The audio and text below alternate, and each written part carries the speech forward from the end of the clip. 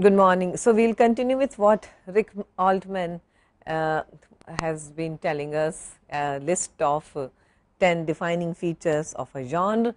So, we ended up how genres cater to certain expectations, and Rick Altman, according to Rick Altman, producers, readers and critics all share the same interest in genre. Now, this is an interesting idea that readers are not just readers, but also the audience we are talking about if film is considered a text. So, producers, not just readers or the audience who wait for a particular kind of a movie to come along, but it is also the producers who are highly interested in genres. Now, can you give me some examples? What kind of genres would producers be interested in? Well, high concept cinema, Yeah. are we talking about that? Get me George Clooney, Brad Pitt, Tom Cruise, and you have a movie. But yeah, if you look at a heist cinema like Oceans series, this would be a typical genre that producers would be interested in.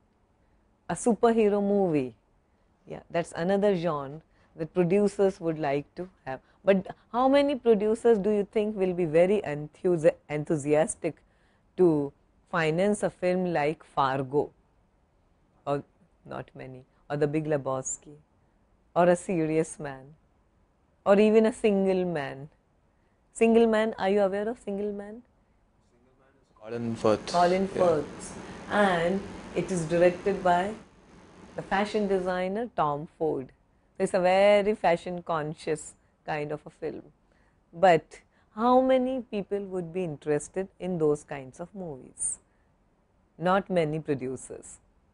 So, it's not impossible to have a punch drunk love. Okay, we do find something like The Master. We do find occasionally something like Fight Club or uh, a Fargo. Okay, so Coen brothers, what? No Country for Old Men. What do? They subvert the expectations that we have of a Western. Consider both No Country for Old Men and There Will Be Blood, 2007 movies starring one stars Daniel Day-Lewis, directed by Paul Thomas Anderson. One stars Javier Bardem and Tommy Lee Jones and Josh Brolin. Okay, directed by the Coen brothers, based on a great novel, very successful novel by Cormac McCarthy. Now, what happens to what generic expectations are they fulfilling here? These are the westerns. Sugar leaves. No, I am asking about, are they fulfilling the expectations? There are producers, there are audiences, there are critics, they expect something in a genre. Yeah. Hero dies in the The hero, the so-called hero dies. Yeah. The voice of reason, the rational voice, it's quiet in, that is Tommy Lee Jones. He accepts defeats. He accepts that he's tired and can get no longer go on. Okay. Even the wife, who is the only noble character in the movie apart from the sheriff. Okay, there are not many characters in the film. Have you noticed that? In No Country for Old Men, it's not populated with people. The setting is sparse and the characters are also minimum. They keep it to the minimum. Dialogue is minimalistic. So, it's a very minimalistic kind of movies in many ways. But the best person, human being in the movie, Llewellyn's wife, she is killed off for no reason. Okay, why does he kill her? Is he out on a revenge? He has already killed off her husband. Fate. Yeah, it's her fate to die. Okay, so what is he then? The villain becomes the messenger of death, maybe Satan himself. Maybe he personifies a walking evil through the deserts. Who knows? So, it subverts, in other ways, both these movies subvert the expectations of a conventional Western. There is no hero, there is no sanity, there is no affirmative consequential model anymore. Remember, that's what we expect in a typical genre, cause effect logic, but these two movies defy every logic. So, why did critics go overboard in praising both No Country for Old Men and There Will Be Blood? Between these two movies, they won all the Academy Awards in 2008. Why did he? I mean, Javier Bardem got for the best supporting actor, Day-Lewis won it for the best acting. No Country for Old Men was also the best movie that year. Why? What makes for this kind of a phenomenal popularity among the audience as well as among the critics? Because they defied genres. Okay.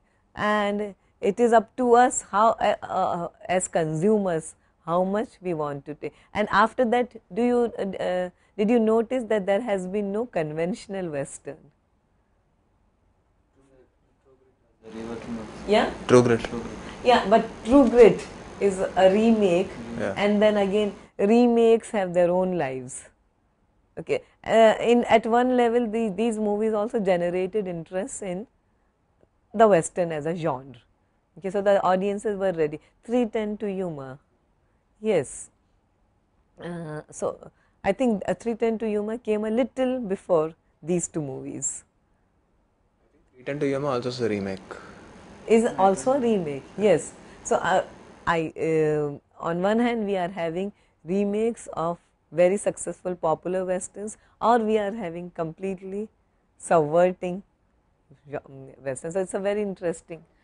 After Public Enemies and after The Town, did we have any very popular gangster? I'm talking more basically interested in the Western and the gangster because they are typical Hollywood products. Musicals and romantic comedies are common in every country. But can you give me one single example of a very celebrated gangster movie after Johnny Depp's and Michael Mann's Public Enemies?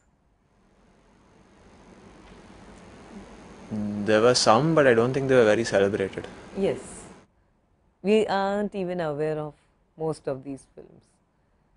In our country, I mean, gangster has been a very popular genre in our country as well. Why do you think in India we don't have the Western? Let me tell you, we never have had that Western culture, the typical Western hero culture in our country. Although our landscape can also give encouragement to that kind of a plot.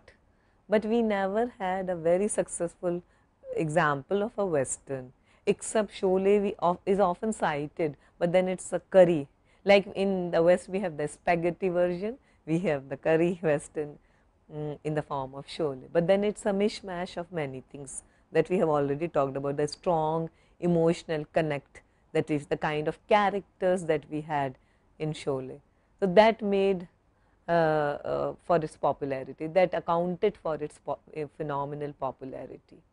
But gangster, yes, we do have. Why do you think gangster heroes are so popular with us? They subvert authority in. Exactly. We always need a hero in our country or in any country. It's a very universal need to have a hero who subverts authority. At the same time, comes along a musical and a family drama. Family drama is quite peculiar to Asian cinema.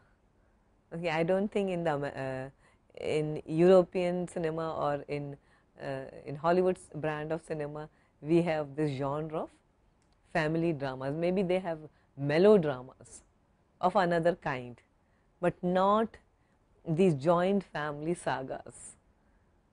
हम साथ साथ हैं, हम आपके हैं कौन, the mother of all musicals and family dramas. Are you aware of these movies? Yeah, Dilwale Dulhaniya Le Jayenge. It's a love story, but with a strong overdose of family. So it's a family drama. The boy isn't out there just to win over the girl. He has to win over the entire family. Yeah. So we have a very strong, we have our own category of musicals and family dramas. But at the same time, we also have gangster heroes. So, the hero in a family drama upholds traditions. The hero in gangster cinema subverts traditions. And what are we witnessing right now in our country? Mostly remakes. We were just talking about Himmatwala. Himmatwala is being remade. Zanjeer. We are having Zanjeer, yes, but Zanjeer is yet to come out. But then we have already seen a very successful Bodyguard, which is a remake of one of our own other Indian languages movie, right? And then we have also have example of something like Singham, and then Dabangg was so phenomenally successful that it spawned off a sequel as well. Yeah, so that these heroes are not upholding family values. At the same time, they are not subverting authorities. Am I right? What are we getting? What kind of heroes are we witnessing at the moment? Kind of mixed. Mixed. Maybe we are still a society in transition, okay, and we do have a tendency to lap up those kinds of films which are mass entertainers. Ready, for example, is it a family drama? To an extent. It's a musical to an extent.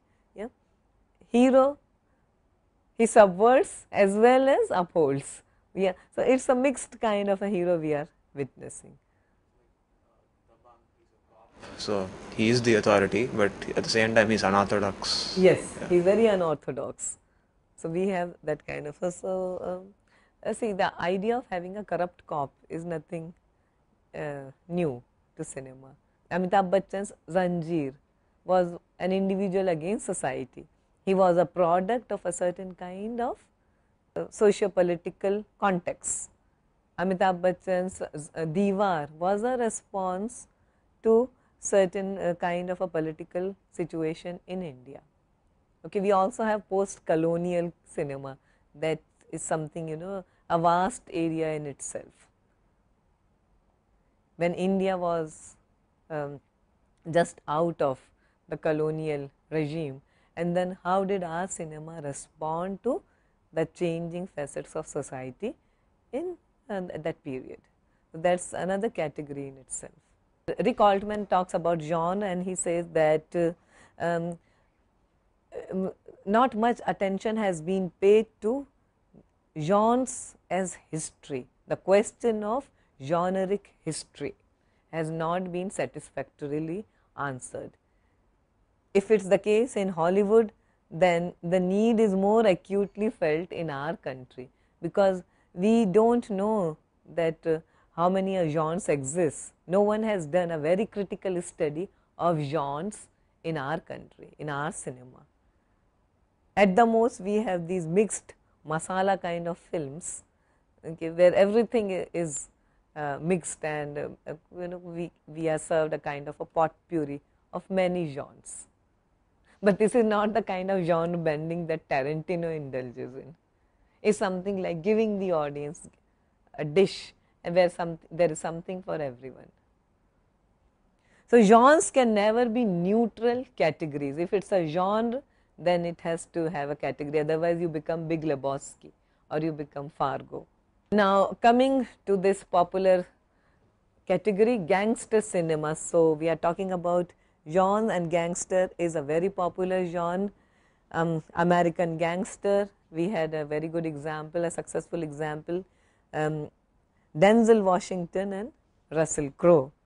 So, one of the most identifiable genre from Hollywood cinema, interestingly, the gangster cinema or the genre was a precursor to the film noir.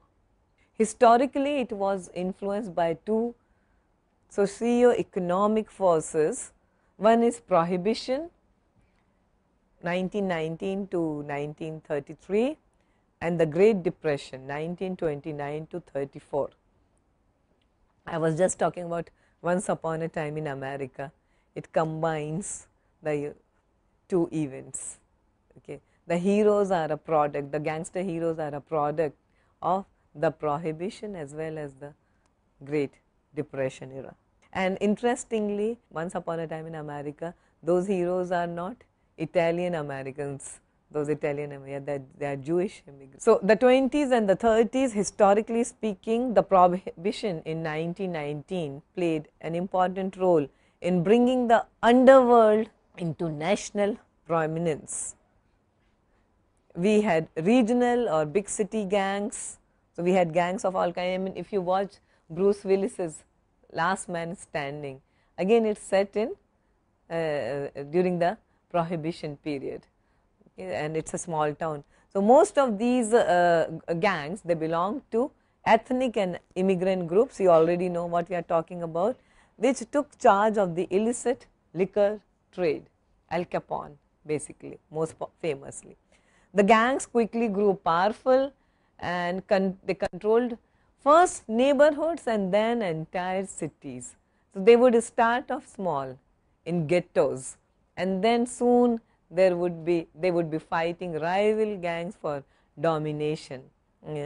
Sometimes even the government, they had their one foot very firmly planted in all decision making, among all decision making authorities as well. Some of the leading gangsters, and you will find these characters very often in cinema. Al Capone, who was nicknamed Scarface, and they had very interesting names: Lucky Luciano, Legs Diamond, Pretty Boy Floyd, who makes an appearance in Public Enemies, Babyface Nelson, in Once Upon a Time in America, De Niro's character is called Noodles. And you have Bonnie and Clyde, of course, immortalized by Warren Beatty, Machine Gun Kelly, Ma Barker's gang, Alvin Creepy Karpis, and then we had John Dillinger, who had almost like a movie star fan following. When he was shot dead on the streets, okay, some people even collected his blood, which was still fresh on the pavement. He had that kind of fan following, because as you rightly pointed out, what did he symbolize? Subversion of authority. People were sick of this government, but here there was someone who had risen from ashes to such great heights, and he died quite young. John Dillinger happens to be quite an interesting character, 1903 to 34. So, he died at age 31, and ironically he loved gangster films, and the last movie that he watched was Manhattan Melodrama, starring William Powell and Clark Gable. And very interestingly, the movie was co-written by Joseph Mankiewicz, who later went on, he became a big director, a hotshot director, a big time screenwriter. He directed the Oscar winning movie All About Eve, Joseph Mankiewicz. So, Manhattan Melodrama, in which Clark Gable plays a gangster, and at the end he is sent to the electric chair. And while in hiding, John Dillinger decided to watch a movie, and the FBI is tipped off, and then he is shot dead right outside the theater. Theater is Biograph in Chicago, and he was gunned down by the agents, and this was the end of the crime wave of the 30s. It was almost like closing of an era in American history. These people, collectively known as or called by the FBI as public enemies, they were held responsible for heists, bank jobs, kidnappings and killings, and of course bootlegging and illicit liquor dealing. So, what was the upshot of John Dillinger's killing? I mean, there were gangster movies even before, but what happened once John Dillinger was shot dead? Cinema started almost like deifying these people. So, they were not, gangster movies weren't just entertainment flicks anymore, but they became something more serious. The gangster hero became a corruptive, yes, corruptive force, yet at the same time he also symbolized a revolutionary. He became a revolutionary force, subverting the authority. Popular morality, he questioned and interrogated popular morality and redefined popular culture. So, gangster cinema of Hollywood and the Hays Code declaring war on crime movies. We were talking about classic Hollywood. So, they had declared war on excessive sex and violence in cinema, and these things became a critical influence on the course of American cinema for decades to come. The gangster heroes were glamorized by the media. Sensational and juicy stories were written about these people. The public adored them, most importantly. They were looked upon as, classic American hero, almost like that lone ranger who rises from rags to riches, symbolizing the elusive American dream. America is a land of opportunities. And very interestingly, these reporters and journalists who chronicled their lives, the lives of these gangsters, later went on to become successful screenwriters. So, you see, they have had first hand experience with these people. Some of them had even interviewed these real life gangsters. So, therefore, that touch of authenticity was almost there, was always there. So, gangsterism and gangster cinema parallels the concept of American dream. The myth is America is a democratic, classless society. The reality is there are deep social divisions even in the American society, and the gangsters or the gangster heroes, they become fundamental in a socio-cultural upheaval. They are the people who can bring a revolution, a change. Even someone from the slums can rise up. You look at a movie like Scarface, Tony Montana. Who is he? He is an illegal immigrant to America. He does not even hold the green card. He kills a man to acquire his green card, remember? And then his subsequent rise to unimaginable wealth and success. So, the gangster hero causes a subversion of traditional values, yes. Now, major screenwriters of this period: Joseph Mankiewicz, who made Manhattan Melodrama; W.R. Burnett, screenwriter for Little Caesar; and Ben Hecht, who was never interested in writing about conventional heroes and heroines, but focused generally only about the so called anti-heroes. Hecht wrote Underworld in 1927 for Paramount Pictures, a contemporary tale of big city gangster called Bullweed. So, typical qualities of a gangster hero, we are still talking about genre, a typical genre. So, a typical gangster hero, and we were Sandeep, if you would just remember, we were talking about describable and observable types. So, this is the quality of a gangster hero, and please apply it to our Satya, our Once Upon a Time in Mumbai hero, our company hero, and our hero from Diwar. Okay. Don't think of Shah Rukh's Don. It's a very glamorized version, okay, very post-liberalized version of gangsterism. We are talking about a typical gangster hero from our country, invariably from the proletariat class, who accesses wealth by stealing. Yes, he does not follow the rules, he need not follow the rules, he always takes the crooked path.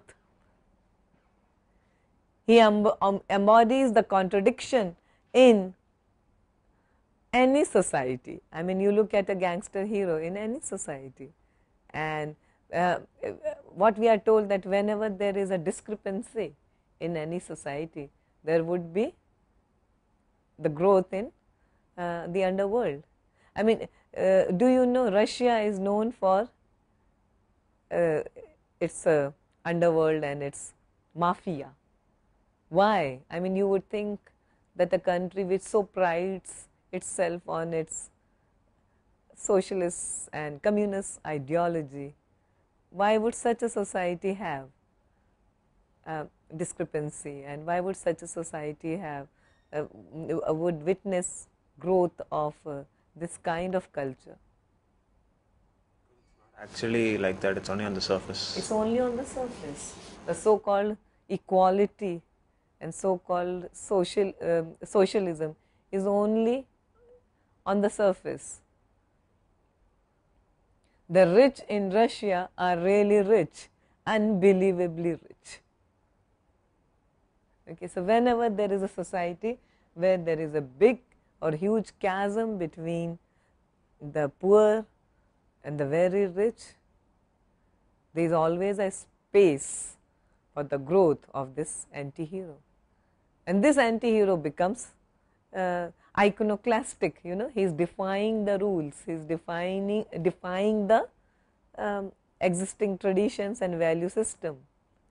Okay, therefore, he is a hero after all, however anti, however negative, but he is still a hero. An ordinary man would root for this hero because he is one of us and not that super rich and super wealthy person. Robin Hood, okay, it's always a take on the Robin Hood version, the Robin Hood legend. So, ideologically, yes, his death is necessary to restore the so-called calm in our society. He has to die because he has broken so many rules. So, he has to die. But while he is alive, people root for him. I stand corrected. Do you have anything to add here? Movies like Godfather, he doesn't die because of his lifestyle. He dies for natural causes. Like, he just has a heart attack and dies. But Yes. his sons die as a result of violence. Yes, Like, his sons die as a result of that. So, early gangster films, and this is important to note, most of these films are produced by the Warner Brothers. We are discussing classic Hollywood, remember? Associated with low budget films,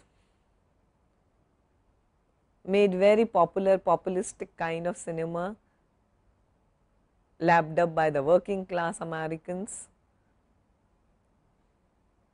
Some of the earlier films were The Lights of New York, Little Caesar, Public Enemy, Angels with Dirty Faces, The Roaring Twenties, White Heat, and the most popular actors were Edward G. Robinson, James Cagney, and Humphrey Bogart. And then later on we had Al Pacino. Al Pacino, there was a period when he made a career out of playing the essential gangster hero. De Niro, always a gangster. I mean, Al Pacino till, what was that movie with Johnny Depp? Donnie Brasco? Yes, he played a gangster till then, which was late 90s or so. So, what is an iconography? When we were doing semiotics and we discussed 7 semiotics, particularly in relation to 7. So, the idea is that the filmmakers employ certain tropes, certain signs, certain symbols to create an iconography. When we are talking about iconography of a star, we talked about James Dean, how his entire persona conveyed that kind of a youthful energy. That was his iconography. And his films consolidated the kinds of roles he played, they consolidated that persona. So, an icon is created. Yeah. So, gangster hero, iconography of a gangster movie, the charismatic hero who embodies good as well as bad. Remember, an anti-hero has to be an embodiment of both these elements, good as well as bad. He cannot be an out and out negative hero, negative person, not a dark hearted villain who kills for no reason. Generally, it has the dangerous woman. Okay.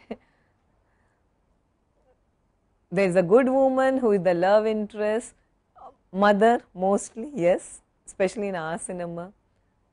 In Scarface, sister is a very important part of the movie. And if you watch earlier Scarface, even it's there even in Al Pacino's Scarface, but the earlier version, Paul Muni's Scarface, the incest tone is so highlighted that he had strong feelings of attraction towards his sister. The sister becomes an integral feature in most of these films. There is always a mentor. Yes, there is. Okay, think of that way. Okay. The glowing city streets during night time. Watch Public Enemies once more and you will find. Now, the cars, the clothes, the streets. Michael Mann is a master in creating these iconographies. I mean, LA is his space, LA is his city. Exactly. Watch Collateral. Thank you so much. Collateral, Heat. Heat is another heist gangster drama. The spaces are like the nightclubs, the streets, the bars, the restaurants, and the weaponry. Of course, say hello to my little friend, the Scarface. And invariably, all this leading to invariably a very violent climax. It doesn't get more violent than Al Pacino's Scarface. What is the significance of the gangster genre if we are looking at the overall history of cinema? It brought new vigor and new kind of vitality to the films. Stories became more and more realistic and hard-hitting. Characters became more colorful and varied. So, we no longer had the same goody-goody hero anymore. And very interestingly, language of the streets, you know what I mean, the jargon, the slang, these things found their way in the films. Otherwise, films were very careful about the kind of, it was almost like reading a play or watching a play, that kind of language. But then, we had that kind of language finding its way in cinema. One of the earlier examples of this genre, Scarface, 1932, produced by Howard Hughes and directed by Howard Hawks, starring Paul Muni, scripted by Ben Hecht, along with W.R. Burnett and John Lee Mann. These are the names that you should know. If you are students of film studies, you should know film history. Okay, and based on a pulp novel, this is also why is Tarantino so interested in pulp? Why does he call his best movie Pulp Fiction? He is an avid consumer of pulp fiction, pulp novel, because from pulp we get so much of material, okay? So many so much of detailing of American culture and history and society.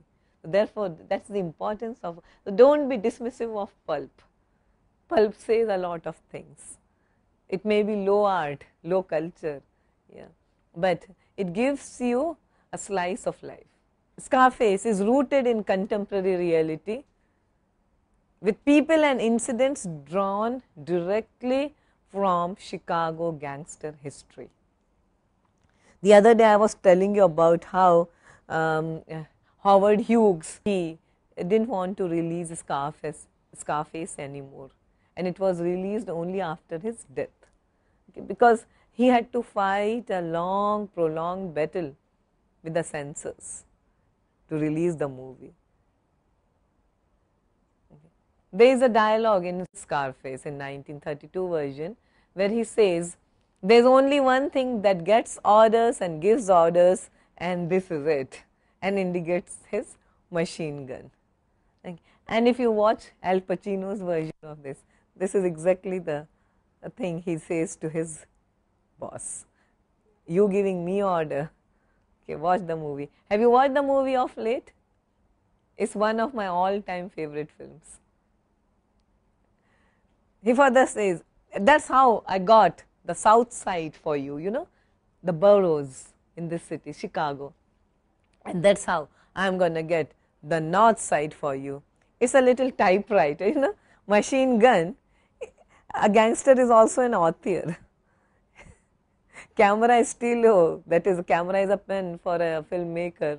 For a writer, it's typewriter. For the gangster, it's his machine gun. You know, punches holes in people. So it's a typewriter. I'm going to write my name all over the town with it. Now, Hays Court, which we have already done. So, the release of Scarface, this is very interesting. A movie was almost delayed by a year because the producer Howard Hughes had to battle with the Hays office and regional censor boards. Okay, and the films could no longer show crimes. That's the idea. That's what the court prescribed. And the exact clause was that films cannot show crime in such a way as to throw sympathy with the crime as against law and justice, or to inspire others with a desire for imitation. That's what people say.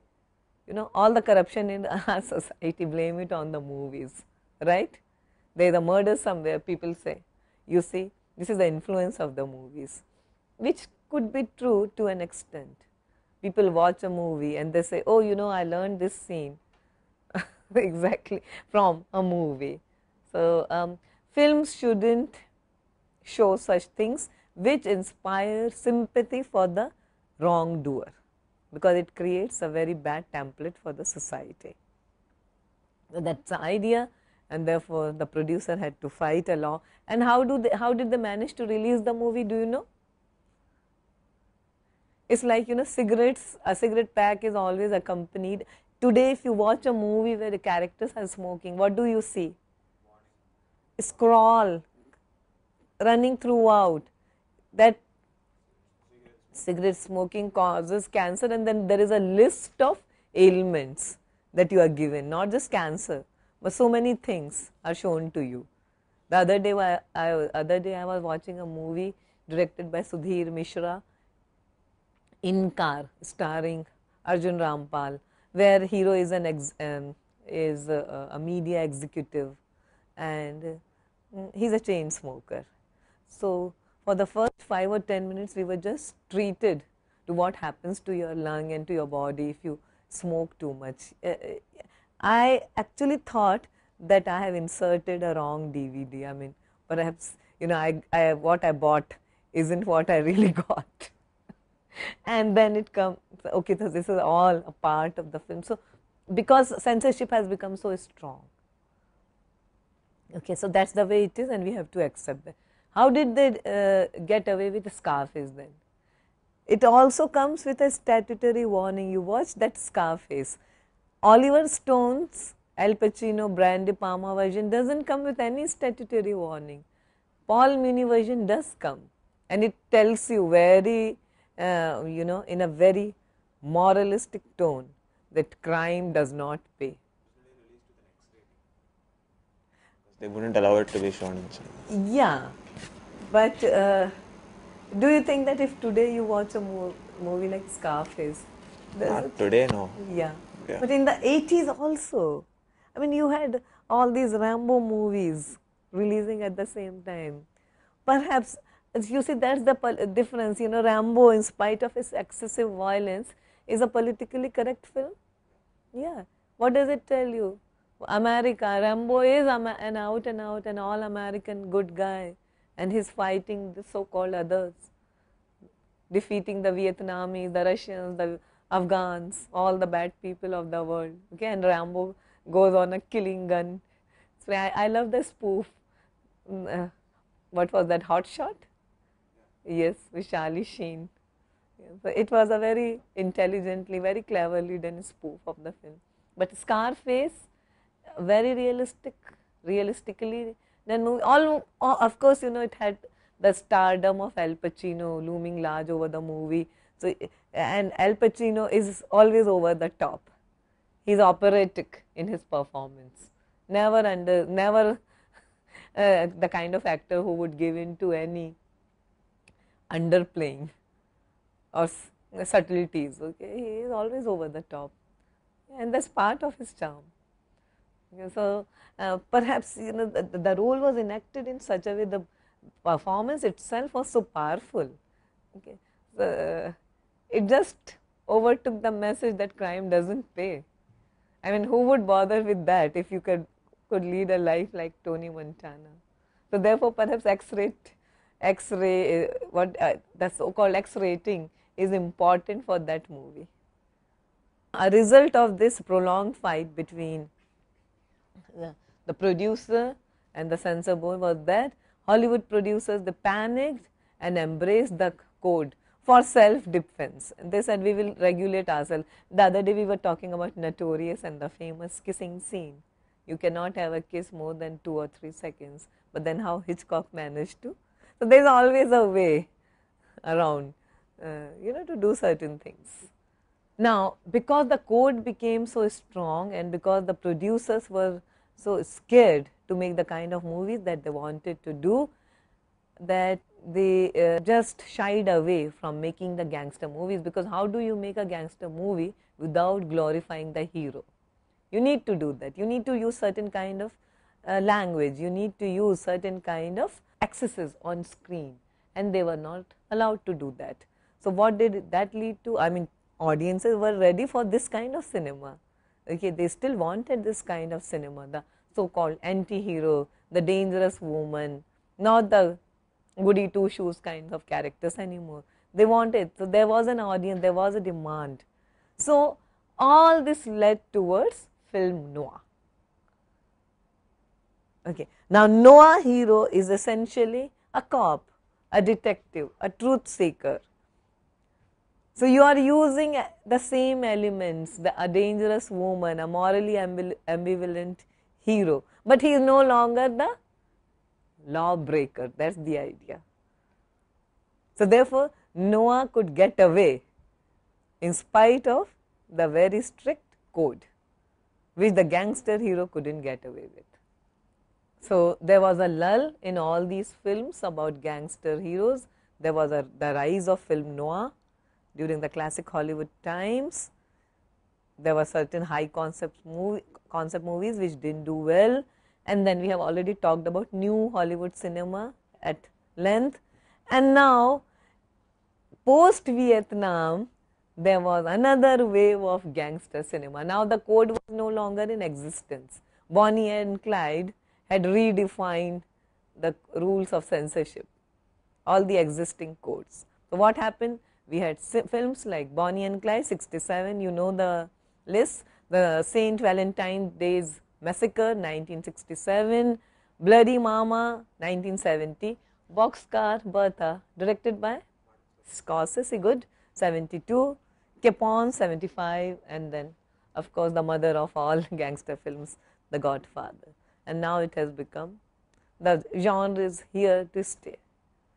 So we are talking about a very popular genre which has become a part of all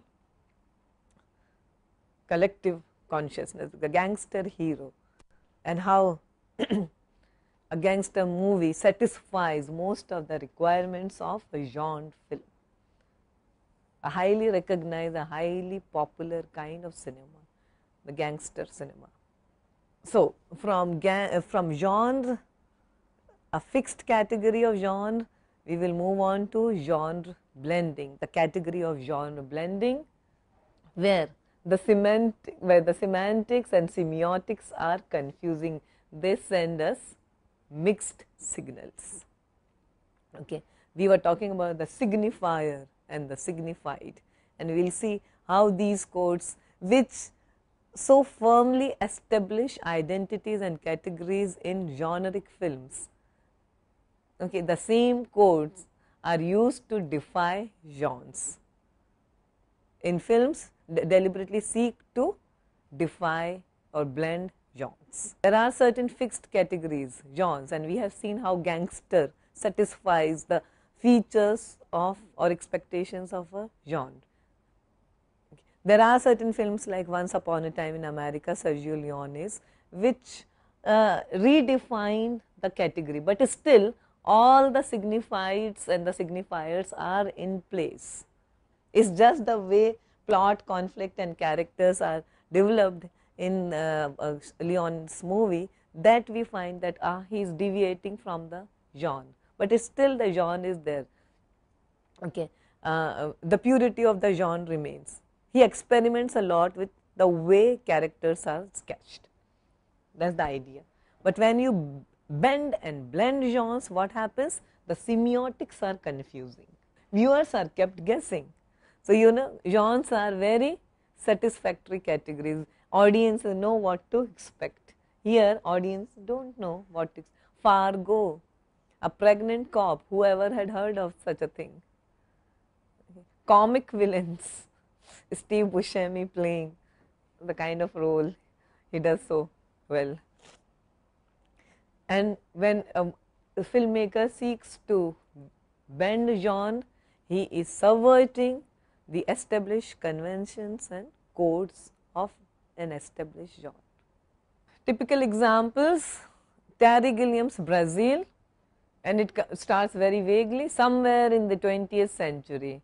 It blends all the items of a science fiction, a romance, a futuristic kind of a film. It's a war movie, it's a dystopic movie, it's also a satire.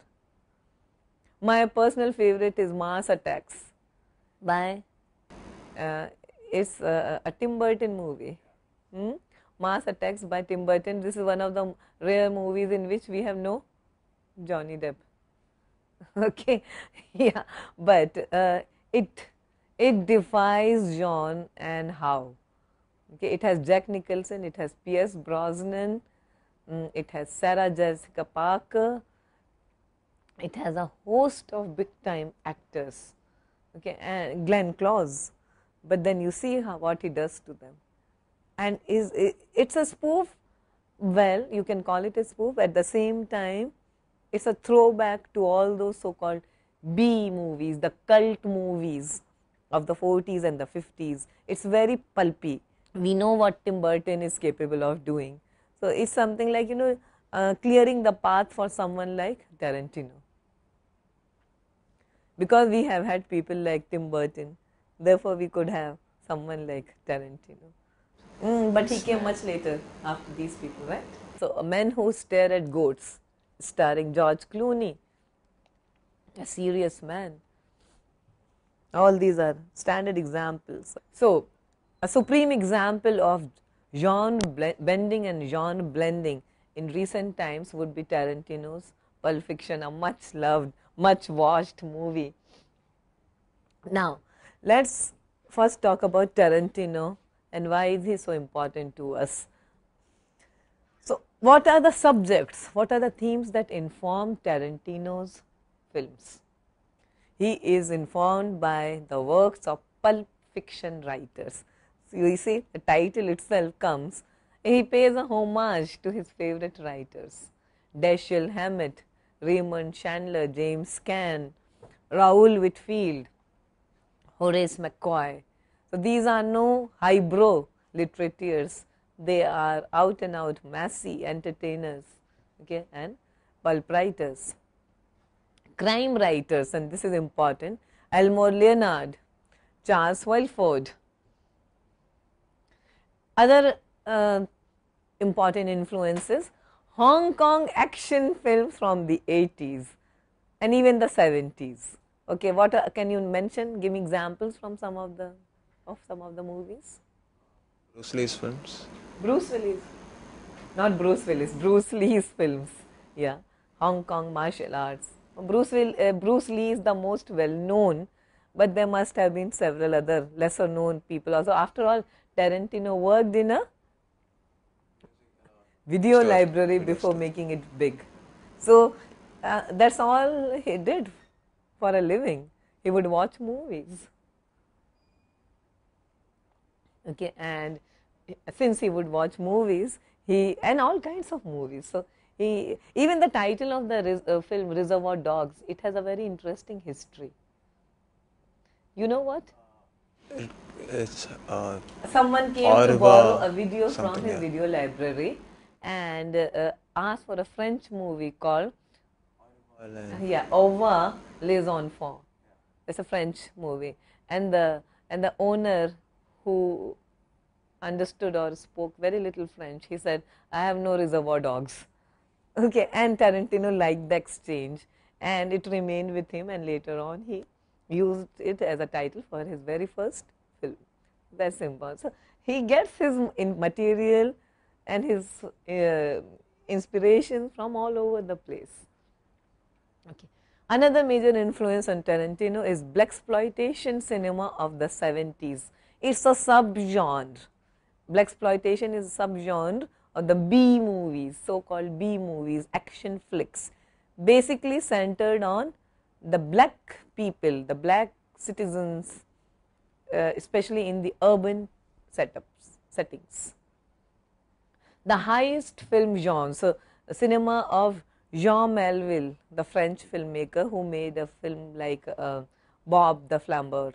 So that was a major influence, the highest cinema, and therefore you can see that in Reservoir Dogs.